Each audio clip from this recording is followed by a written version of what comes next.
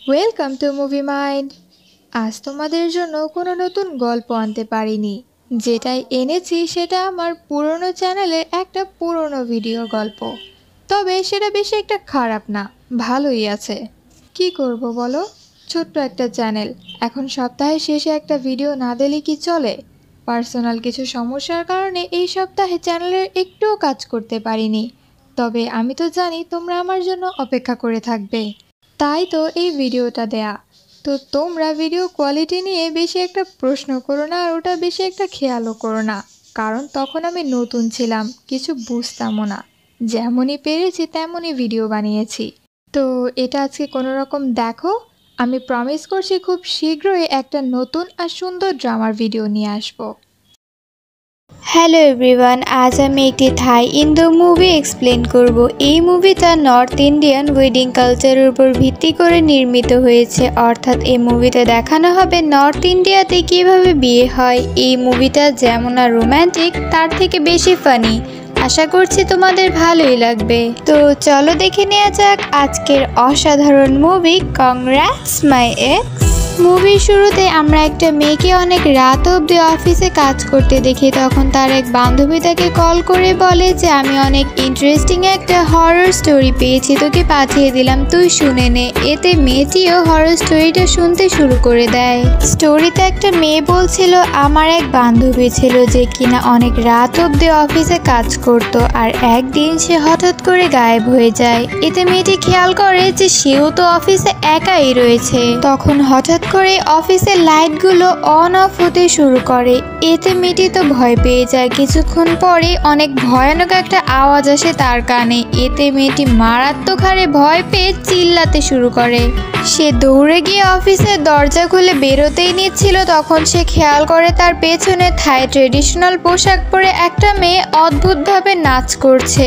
এতে তো মেয়েটির আত্মারাম খাঁচা ছাড়া হয়ে যাওয়ার উপক্রম। ভূতনিটি তার দিকে দৌড়ে আসছিল। এতে মেয়েটি দরজা খুলে দৌড়ে গিয়ে একটা গাড়িতে বসে। সে যেন হাঁপ ছেড়ে বাঁচলো, কিন্তু তার এই শান্তি তো তখন উড়ে যায় যখন সে নিজের পাশে এই অদ্ভুত মূর্তিটাকে দেখতে পায়। আসলে সব কিছুই এক বিশাল বুদ্ধিজীবীর প্ল্যান ছিল। বুদ্ধিজীবীটা হচ্ছে মুভির ফিমেল লিড, যার নাম রিসা। সে হচ্ছে একজন ওয়েডিং প্ল্যানার। তো আমাদের রিসা সাহায্য করছে এই লোকটিকে তার গার্লফ্রেন্ডকে পটানোর জন্য। মানে মেয়েটা যখন ভয় পেয়ে গাড়ি থেকে বেরিয়ে দৌড় দিবে, তখনই এই লোকটা তার গার্লফ্রেন্ডকে বিয়ের জন্য প্রপোজ করবে। এমনটা তো হয়ই না, উল্টো মেয়েটি গাড়িতে থাকা ভূত আর ভূতনি যেটাই হোক সেটাকে লাথি দিয়ে দৌড় দেয়। এমনকি সে তার বয়ফ্রেন্ডকে ইগনোর করে সামনে চলে যায়, আর তখনই একটা গাড়ি এসে তাকে উড়িয়ে দেয়। এতে তো সবাই অবাক হয়ে যায়, আর রিসার তো পুরো দুনিয়াই অন্ধকার হয়ে যায়। যাই হোক, ভুক্তভোগী সেই মেয়েটাকে হসপিটালে ভর্তি করা হয়। তার আপাদ মস্তক ব্যান্ডেজ করে মমি বানিয়ে রাখা হয়েছিল। এই অবস্থাতে তার বয়ফ্রেন্ড তাকে প্রপোজ করে, আর এই ভিডিওটা রিসা ওর তার টিমমেটরা এতক্ষণ মোবাইলে দেখছিল। তো এর নাম হলো জ্যান, আর এ হচ্ছে অফি। রিসা অনেক রেগেছিল, কারণ আজ পর্যন্ত তার মতো বুদ্ধিজীবীর একটা প্ল্যানও সফল হয়নি, বরং উল্টো তাদেরকে আরো জরিমানা দিতে হয়েছে। তখনই জ্যানকে ছাবি নামের একটা মেয়ে কল করে। মানে ছাবি, এটা কোনো নাম হলো? কি আর বলবো। যাই হোক, ছাবি ছিল ইন্ডিয়ান, তাই সে থাইল্যান্ডের সমস্ত ইন্ডিয়ান ওয়েডিং গুলোর প্ল্যানিং করে। তো এই মাসে ছাবির কাঁধে 4টে বিয়ের দায়িত্ব পড়েছে। এটা শুনে তো রিসা পুরো অবাক হয়ে যায়। মানে তারা মোটে একটা পায় না, আর ছাবি 4টে পেয়েছে। ছাবি বলে এই 4টে বিয়ে সামলানো আমার পক্ষে সম্ভব নয়, তাই তোরা একটা নিয়ে নে। কাজ ভালো মতো হয়ে গেলে তোরা কয়েক লক্ষ টাকা পাবি। এটা শুনে রিসা তাকে জড়িয়ে ধরে বলে থ্যাঙ্কস রে দোস্ত। তখন ছাবি বলে সবই তো ঠিক আছে, কিন্তু শুনে রাখ এই বিয়ের সিস্টেম কিন্তু পুরোই আলাদা। মানে প্রথম দিন মেহেন্দি, দ্বিতীয় দিন সঙ্গীত, তারপরের দিন ফেরে, মানে ওই যে 7 পাকে বাঁধা হয় না, ওইটা আর কি। রিসারা তো এই বিয়ের কৃষ্টি কালচার কিছুই জানতো না, কারণ থাইল্যান্ডে তো একদিনেই সব কাজ ডিসমিস। কিন্তু আমাদের এখানে তো 3-4 দিন অনুষ্ঠান না হলে বিয়েকে বিয়েই বলা চলে না। তো ছাবি তাদেরকে সমস্ত কিছু বুঝিয়ে দেয়। অফি তখন ইন্ডিয়ান জলেবি, রসগোল্লা আর সামোসা খাচ্ছিল, যেটা কিনা তার অনেক ভালো লাগে। রিসা চার্বি অর্গানাইজ করবে, ছাবি তাকে তার ছবি দেখায়। ছেলেটার নাম হচ্ছে অরুণ। এই তিনজন তো এই ছবি দেখে পুরো অবাক হয়ে যায়, কারণ এই ছেলেটা আর কেউ না, রিসার এক্স ছিল। মানে কি কপাল, এখন রিসাকে দায়িত্ব নিয়ে নিজের এক্স এর বিয়ে করাতে হবে। জ্যান আর অফি একটা গানের মাধ্যমে রিসার মজা ওড়াতে থাকে। তখন এরা একটা গানের মাধ্যমে আমাদেরকে রিসা আর অরুণের স্টোরিটা শুনিয়ে দেয়। পড়াশোনা করার জন্য আমাদের রিসা ইউকে গিয়েছিল, সেখানেই তার অরুণের সাথে দেখা হয়। বন্ধুত্ব থেকে ভালোবাসা, টানা 1 বছর ডেট করে তারা, কিন্তু এরপরই কোনো কারণ ছাড়াই অরুণ হঠাৎ রিসার সাথে ব্রেকআপ করে নেয়। আর তখন থেকে রিসা পিওর সিঙ্গেলই আছে। অতীতের কথা মনে করে রিসা রেগে যায়। তখনই সিন কাট হয়ে আমরা রিসা আর অরুণের বিয়ের দিনটা দেখতে পাই। রিসা বলছিল, এটা কি স্বপ্ন নাকি সত্যি? তুমি কি সত্যিই আমায় বিয়ে করছো? তখন অরুণ বলে, কি যাতা বলছো? আমি কেন তোমায় বিয়ে করবো? আমি যাকে বিয়ে করবো সে তো তোমার পেছনে দাঁড়িয়ে আছে। রিসা যখনই পেছনে ঘুরে মেয়েটা তার 2 গালে ঠাস ঠাস করে মারতে থাকে। এই মেয়েটার নাম হচ্ছে মনিকা, আর এই হচ্ছে অরুণের ফিয়ান্সে। তো এই সব কিছুই রিসার একটা দুঃস্বপ্ন ছিল। এরপর 1 মাস পরের সিন দেখতে পাই আমরা। এই ভিলাতেই অরুণের বিয়ে হবে। রিসা, জ্যাং আর অফি অরুণ ও তার পরিবারকে ওয়েলকাম করার জন্য দাঁড়িয়েছিল। তখনই সেখানে একটা গাড়িতে করে অরুণ আর তার ফিয়ান্সে মনিকা আসে। মনিকাকে দেখে তারা 3 জন তো পুরোই অবাক হয়ে যায়। আর অফি বলতে থাকে, তাই তো বলি, তোকে ছেড়ে কেন ও অন্য কাউকে বিয়ে করবে? মনিকা তো দেখা যায় অনেক সুন্দরী। তাদের এই কথা শোনার পর রিসার এক্সপ্রেশনটা একদম দেখার মতো ছিল। পরের সিনে দেখতে পাই রিসা, মনিকা আর অরুণ যেখানেই যাচ্ছে তাদেরকে ফলো করছে। আসলে তাদেরকে একসাথে দেখে তার অনেক জেলাস ফিল হচ্ছিল। মানে যতই হোক, অরুণ তো তার এক্স ছিল, 1 বছর তারা ডেট করেছে। তখনই এই দুজনে এসে আবারও তাকে জ্বালাতন করতে থাকে। তখনই অফির মাথায় নারকেল গাছ থেকে পরপর 2টা নারকেল পড়ে। এতে তো বেচারা অজ্ঞান হয়ে যায়। পরদিন রিসাকে অফি ফোন করে বলে যে একটা অনেক বড় ঝামেলা হয়ে গিয়েছে। অরুণ আর মনিকার প্রি ওয়েডিং শ্যুটের জন্য যে ফটোগ্রাফারকে হায়ার করা হয়েছিল সে আসবে না, কারণ তার অ্যাক্সিডেন্ট হয়ে গিয়েছে। এতে তো তারা 3 জন অনেক অবাক হয়ে যায় আর হতাশ হয়ে পড়ে। হাতে সময় নেই বললেই চলে, এখন ইমিডিয়েটলি তাদের এক ফটোগ্রাফার দরকার। অফি তখন রিসাকে তার এক পরিচিত ফটোগ্রাফারের কথা বলে। তো এরপর এন্ট্রি হয় মুভির হ্যান্ডসাম হিরোর। এই ব্রাইটের জন্যই আমার সব বন্ধুবান্ধবীরা আমাকে এই মুভিটা এক্সপ্লেন করতে বলল। আর আমারও পার্সোনালি ব্রাইটকে ভালোই লাগে। তো যাই হোক, ব্রাইটের নাম এই মুভিতে হচ্ছে টিম। মানে কি অবস্থা, কি সব নাম এগুলো। তো মুভির টিম নিজেকে অনেক বড় ম্যাজিশিয়ান মনে করে, কিন্তু আসলে তো সে ম্যাজিকের এমও জানতো না। উল্টো পাল্টা ম্যাজিক দেখিয়ে বাচ্চাদের ভয় দেখাচ্ছিল সে। তখনই সেখানে রিসা আসে, আর রিসাকে দেখে টিম পালিয়ে যায়, কিন্তু রিসা তাকে ধরেই ফেলে আর তাকে বলে, তোমাকে আমার সাথে কাজ করতে বলে। কিন্তু টিম বলে, একদমই না, আমি তোমার সাথে মোটেও কাজ করব না। তখনই সেখানে এক লোক এসে টিমকে বলে, তুমি কাল থেকে আর কাজে আসবে না, বাচ্চারা তোমার ম্যাজিক দেখে শুধু শুধু ভয় পায়। এই কথায় রিসা হেসে ফেলে। এরপর সে নিজের হাসি থামিয়ে আবারও টিমকে রিকোয়েস্ট করতে থাকে তাকে হেল্প করার জন্য, কিন্তু সে তার কথা কানে না দিয়ে তার গাড়ি নিয়ে চলে যায় আর চিল্লিয়ে বলে, আমি রাস্তায় বসে ভিক্ষা করব, তবুও তোমার সাথে কাজ করব না। রিসা আর বাকি সবাই খুবই চিন্তিত ছিল, কারণ তারা এখনো পর্যন্ত কোনো ফটোগ্রাফার হায়ার করতে পারলো না। তখনই টিম আসে সেখানে। তাকে দেখে ওরা 2 জন তো পুরোই অবাক হয়ে যায়। আলাদাই একটা সোয়াগ নিয়ে আসছিল টিম, কিন্তু এই যা কি হয়ে গেল এটা। যাই হোক, এরপর ও মনিকা আর অরুণের অনেকগুলো ফটো তোলে।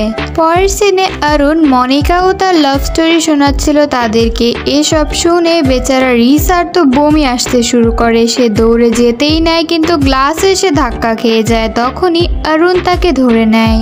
কিছুক্ষণের জন্য একে অপরের দিকে তাকিয়ে থাকে তারা। এর পরের সিনে দেখতে পাই টিমের কাজ শেষ, তাই এখন ও বাড়ি চলে যাবে। তখন রিসা তাকে বলে তোমার ফটোশুট তাদের অনেক পছন্দ হয়েছে, তাই তারা চায় তাদের ওয়েডিং, মেহেন্দি সবকিছুর ছবি তুমিই তোলো। কিন্তু অরুণ বলে না না, আমি তো এসব করতে পারবো না। রিসা তাকে অনেক করে রিকোয়েস্ট করতে থাকে যে টিম তোমাকে আমাদের অনেক প্রয়োজন। তখন টিম বলে ও আচ্ছা, আমার প্রয়োজন তাই আমাকে এখানে থাকতে হবে। ভালোই হয়েছে অরুণ তোমাকে ছেড়ে দিয়েছে, কারণ তুমি খুবই সেলফিশ। এই কথায় রিসা অনেক রেগে যায় আর টিমকে লাথি মেরে সুইমিং পুলে ফেলে দেয়। টিম সাঁতার জানতো না, এটা দেখে রিসা অনেক আতঙ্কিত হয়ে পড়ে আর সে তখনই সুইমিং পুলে লাফ দিয়ে টিমকে উপরে তুলে আনে। রিসা টিমকে বলে আমাকে বোকা পেয়েছো তাই না? এই কোমর পর্যন্ত পানিতে কেউ জীবনও ডুববে না, তাড়াতাড়ি নিজের চোখ খোলো। তখন সেখানে অরুণ এসে তাকে জিজ্ঞাসা করে তোমার এক্স কি সুইমিং করতে জানে না? তখন রিসা জিজ্ঞাসা করে তোমাকে কে বললো যে ও আমার এক্স? অরুণ বলে ওরা। তখন রিসা বলে আরে ও তো আমার এক্স না, আমরা তো এখনো ডেটিং করছি। অরুণ সেখান থেকে চলে যাওয়ার পর টিম নিজের চোখ খুলে রিসাকে জিজ্ঞাসা করে তুমি কেন তাকে মিথ্যে বললে? আমরা আবার কখন ডেটিং করলাম? বলে আমি তো শুধু অরুণকে এটাই বোঝাতে চেয়েছি যে ও না, আমিও নিজের জীবনে অনেকটাই এগিয়ে গিয়েছি। তখন অফি এসে তাদেরকে জানায় যে গেস্টদের ওয়েলকাম করার জন্য তারা যে পার্টির আয়োজন করেছিল সেটা এখন আর হবে না, কারণ পার্টিতে যারা পারফর্ম করতো তারা আসতে পারবে না। এটা শুনে তো রিসা চিন্তায় পড়ে যায়। এরপর সে টিমের দিকে তাকিয়ে একটা ডেভিল হাসি দেয়। টিম তার মতলব বুঝতে পেরে বলে না না না না না, একদমই না, এই ফালতু চিন্তা তোমার মাথা থেকে ঝেড়ে ফেলো। কিন্তু রিসা তাকে বলতে থাকে please please please please please. আমরা টিমকে অনুষ্ঠানে পারফর্ম করতে দেখতে পাই, সে অনেক ভালোই পারফর্ম করছিল। হঠাৎ করে তার হাত থেকে একটা তলোয়ার ছিটকে যায়, এটা রিসার উপর পড়তেই যাবে, তখনই টিম তাকে বাঁচিয়ে ফেলে একদম হিরোর মতো। এটা দেখে ওখানে থাকা সবাই হাততালি দেয়, কারণ তারা ভাবছিল এটাও হয়তো শো এরই অংশ। রাতের বেলা টিম রিসার কাছে এসে তার পেমেন্ট চায়। তখন রিসা বলে এত তারা কিসের, আগে বিয়েটা হয়ে যেতে নাও তারপর টাকা দিয়ে দেবো। কিন্তু টিম বলে না, আমার এখনই টাকা লাগবে, নয়তো আমি গিয়ে সবাইকে বলে দেবো যে আমি তোমার বয়ফ্রেন্ড না। বেচারি রিসা আর কি করবে, তাকে বাধ্য হয়ে টিমকে টাকা দিতে হয়। এরপর টিম বলে আচ্ছা ঠিক আছে, আমি এখন থাকবো কোথায়? তখন রিসা বলে চলো রিসেপশনে, তোমার থাকার ব্যবস্থা করছি। কিন্তু নিচে গিয়ে তারা জানতে পারে পুরো হোটেলে একটা রুমও খালি নেই। এখন সবাই যেহেতু জানে যে টিম আর রিসা কাপল, তাই সবাই তাদেরকে একটা রুমেই থাকতে বলে, মিথ্যে যেন ধরা পড়ে না যায়। এই জন্য রিসাকে রাজি হতে হয়। কিন্তু টিম ঘরে গিয়ে ঘুমায় সোফায় আর রিসা ঘুমায় খাটে। এদিকে অরুণকে দেখি যে কিনা তার আর রিসার পুরনো ভিডিওগুলো দেখে ইমোশনাল হয়ে পড়ে। এর মানে সে এখনো রিসাকে ভুলতে পারেনি। এদিকে অরুণের কথা ভেবে রিসারও ঘুম আসছিল না, তাই সে বিচ সাইডে যায়। তখন সেখানে টিম আসে আর তাকে বলে একটা জিনিস অনেকদিন ইউজ করলে আমি সেটার উপর বিরক্ত হয়ে যাই, কিন্তু আমি এখন এমন একটা জিনিস পেয়েছি যেটা সারা জীবন আমার সাথে থাকলেও আমি বিরক্ত হব না। এই কথাগুলো কিন্তু সে রিসাকেই বলছিল, কিন্তু বোকা রিসা সেগুলো বুঝতেই পারে না। পরদিন সকালে চোখ খুলে রিসা টিমকে তার সামনে খালি গায়ে দেখতে পায়। এতে সে লাফ দিয়ে উঠে তাকে জিজ্ঞাসা করে তুমি আমার সাথে উল্টোপাল্টা কিছু করনি তো? তখন টিম তাকে বলে না করিনি, তবে তুমি চাইলে করতে পারি, কারণ আমি তো তোমার বয়ফ্রেন্ড। এই কথা শুনে রিসা রেগে যায় আর তাকে মারতে মারতে রুম থেকে বের করে দেয়। তখনই সেখান দিয়ে মনিকা আর অরুণ যাচ্ছিল, তাদেরকে দেখে অরুণ তাদেরকে জিজ্ঞাসা করে রাতে ভালোভাবে ঘুম হয়েছে তো তোমাদের? তখন টিম বলে আরে রিসা তো রাতে আমাকে ঘুমাতেই দেয়নি। এটা শুনে অরুণ একটু জেলাস হয়। টিম তো কথায় কথায় রিসাকে পাপ্পি ঝাপ্পি দিচ্ছিল, এতে তো রিসার অনেক রাগ হচ্ছিল, কিন্তু এরপরও অনেক কষ্টে সে নিজেকে কন্ট্রোল করে। এরপর শুরু হয় মেহেন্দির ফাংশন। সব রীতিনীতি অনুসরণ করে খুব ভালোভাবে ফাংশনটা হচ্ছিল আর টিমের ছবি তোলা স্টাইলও সবার অনেক পছন্দ হচ্ছিল। এরপর সন্ধ্যায় শুরু হয় সঙ্গীত। এখানে মনিকা আর অরুণকে একসাথে ডান্স করতে দেখে রিসার অনেক খারাপ লাগছিল, তাই রিসা আলাদা একটা ঘরে চলে যায়। টিমও তার পিছু করে আর তাকে জিজ্ঞাসা করে মনে হয় তাদের দুজনকে একসাথে দেখে তোমার অনেক জেলাস ফিল হচ্ছে, তো চলো এবার অরুণকেও জেলাস করাই। রিসা বলে কিভাবে? তো এখানে সিন কাট হয়ে পরের সিনে আমরা তাদের দুইজনকে ইন্ডিয়ান ড্রেসে দেখতে পাই আর ব্রাইডকে ইন্ডিয়ান লুকে দেখে আমি তো নতুন করে ওর উপর ক্রাশ খেয়ে গেলাম। এরপর এখানে একটি হিন্দি গান স্টার্ট করা হয়। এই গানে তারা এত সুন্দর করে নাচছিল যে তাদের দেখে বোঝাই যাচ্ছিল না যে এরা হচ্ছে থাই আর্টিস্ট, ইন্ডিয়ান নয়। রিসাকে অনেক বেশি সুন্দর লাগছিল, তাই তো অরুণ নিজের মনিকাকে ছেড়ে বারবার রিসাকেই দেখছিল। একসময় রিসা পড়ে যেতে নিলে টিম আর অরুণ দুজনেই তাকে ধরে ফেলে। এতে রিসা একবার টিমের দিকে আরেকবার অরুণের দিকে তাকিয়ে উঠে পড়ে। তখনই অরুণের বাবার হার্ট অ্যাটাক চলে আসে। টিম এখানে অনেক কষ্টে সিপিআর দিয়ে তাকে বাঁচায়। সঙ্গীতের অনুষ্ঠান শেষ করে মাঝরাতে অরুণ আর রিসা বাহিরে বসে গল্প করছিল। হঠাৎ কারেন্ট চলে যায়, তো রিসা বলে মনে হয় কোনো সমস্যা হয়েছে, চলো গিয়ে দেখে আসি। এরপর রিসা যখন অরুণকে ডাকতে যায়, অরুণ তাকে নিজের রুমে ঢুকিয়ে ফেলে এবং তাকে ড্রিঙ্ক করতে বলে। হঠাৎ করেই সে রিসাকে জড়িয়ে ধরে বলে, বিশ্বাস করো রিসা, আমি তোমাকে এখনো আগের মতোই ভালোবাসি। আমি তোমার সাথে ব্রেকআপ করতে চাইনি। তোমার সাথে ব্রেকআপ হওয়ার পর আমি বুঝতে পেরেছি যে তুমি আমার জন্য ঠিক কতটা ইম্পর্টেন্ট ছিলে। সে এতটা সময় পার হয়ে যাওয়ার পর সেদিন যখন তোমার সাথে প্রথম আমার দেখা হয়েছিল, আমি খুব করে চেয়েছিলাম তোমাকে ফিরে পেতে, কিন্তু সময়, সুযোগ আর পরিস্থিতির জন্য সেটা সম্ভব হয়নি। এরপর সে রিসাকে কিস করতে নেয়। তখনই মনিকা এই অবস্থায় তাদেরকে দেখে ফেলে। অরুণকে বলে, আমি অপেক্ষায় ছিলাম কখন তুমি আমাকে রিসার কথা বলবে। আমি ভেবেছিলাম তোমরা হয়তো একে অপরের উপর থেকে গিভ আপ করে নিয়েছে, কিন্তু না, তুমি তো এখনও রিসাকে অনেক ভালোবাসো। সে কান্না করতে করতে ওখান থেকে চলে যায়। অরুণও তার পিছু করে। অরুণের পিছু করে মনিকা, মনিকার পিছনে টিম। একটু আগে এখানে রাত ছিল, অন্ধকার ছিল, এখন কিভাবে এত আলো আসলো আমি জানি না। মনিকা একটা ভ্যানে উঠে পড়ে, অরুণ তার সামনে ঝুলে পড়ে। বারবার মনিকাকে বলছিল যে বিশ্বাস করো আমি তখন ড্রাঙ্ক ছিলাম। মনিকা তার কোনো কথা না শুনে ভ্যান চালাতে শুরু করে। তখনই আমরা দেখতে পাই রিসা ভ্যানের পেছনে ঝুলে আছে আর তাদের পিছু করছে ব্রাইট। এভাবেই চলতে চলতে হঠাৎ করে ভ্যানের পেছনের দরজা খুলে যায় আর পড়তে পড়তে বেঁচে যায় রিসা। সামনে থেকে একটা গাড়ি আসছিল, তাই কষে ব্রেক মারে মনিকা আর এতে অরুণ উড়ে যায়। মনিকা গাড়ি থেকে বের হলে অরুণ তার পা ধরে তার কাছে ক্ষমা চাইতে থাকে আর তাকে বলে, আমি অনেক আগেই তোমাকে রিসার কথা বলতে চেয়েছিলাম, কিন্তু আমার ভয়ও হচ্ছিল। অতীতে রিসা আমাকে ছেড়ে গিয়েছে, আমি চাই না তুমিও আমাকে ছেড়ে চলে যাও।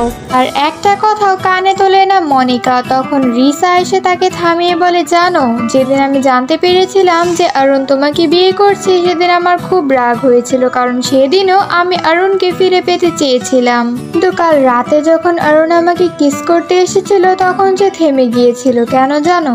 কারণ ও তোমাকে ভালোবাসে। আমি ওর চোখে দেখেছি তোমার জন্য ভালোবাসা।